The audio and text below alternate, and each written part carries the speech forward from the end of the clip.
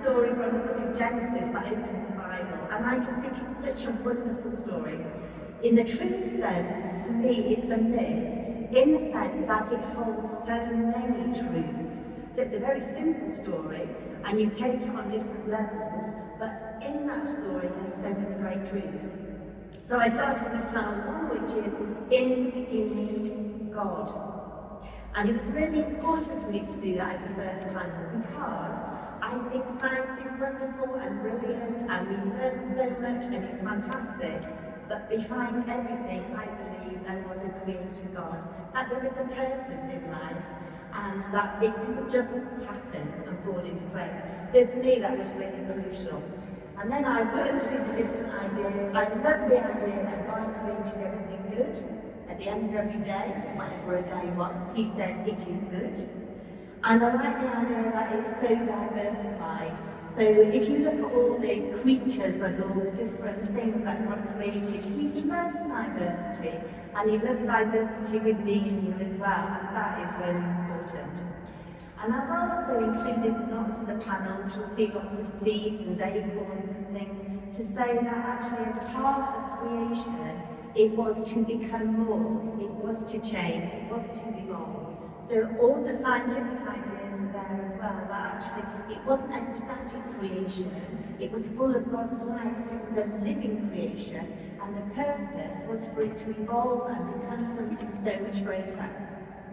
And then we have the creation of humanity, and in this story, that's depicted as Adam and Eve. And Adam and Eve are given purpose, they are given a job to do, and theirs is to care well for creation. Sadly, we haven't always done that, and that was their task. And so they were given the Garden of Eden right at the centre to actually learn on the job, as it was. So before they then went into the whole world, they were to learn in the garden how to do things well. And every day they met with their creator, everything was good and perfect. And so you go through this whole story, and it's all good and it's all lovely.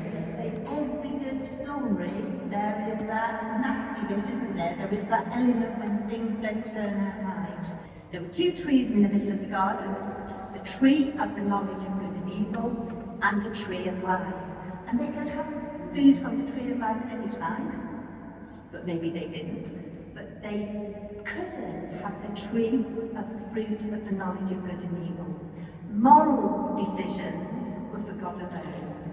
They could have all the other knowledge, that was good, but moral decisions were for God and not for Adam and Eve. So there they were in the garden, and the one thing that God wanted from them more than anything else, in fact maybe the only thing he wanted from them, was their love. And the one thing he couldn't demand was love, because none of us can demand that anybody loves us. So they were to show their love by being obedient, recognising that God was good, and so they should do good and obey God. So there was 2 trees, and they were told, don't eat the fruit from the tree of the knowledge of good and evil. And we have Lucifer coming down, takes the form of the snake and says, did God really say?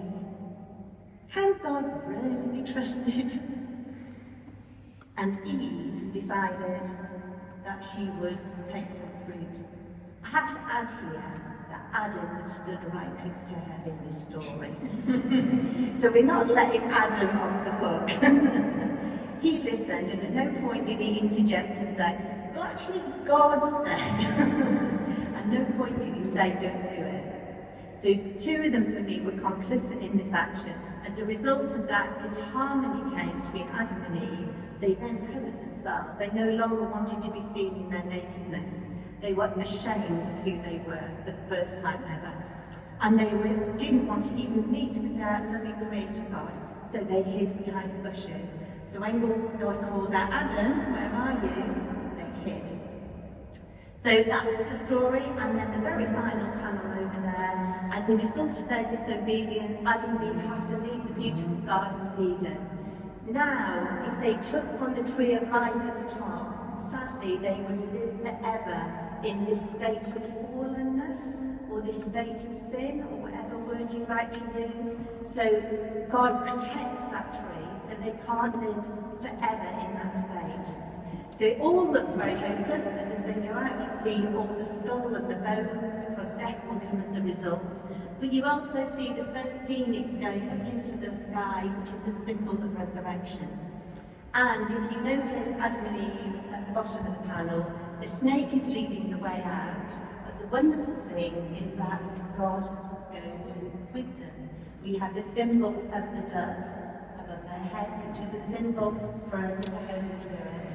And between their legs at the bottom, we have the lamb, which is a symbol of Jesus.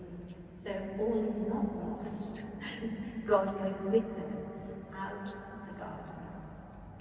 Thank you.